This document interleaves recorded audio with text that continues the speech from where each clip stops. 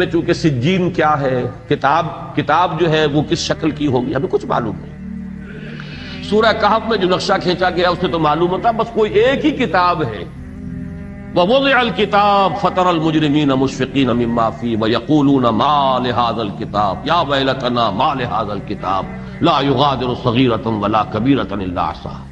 وہ اعمال نامہ رکھا جائے گا اور چیخ اٹھیں گے یہ کافر اور یہ فجار، یہ کیسا اعمال نامہ ہے جس نے کہ کسی چھوٹی سی چھوٹی چیز کو بھی نہیں چھوڑا۔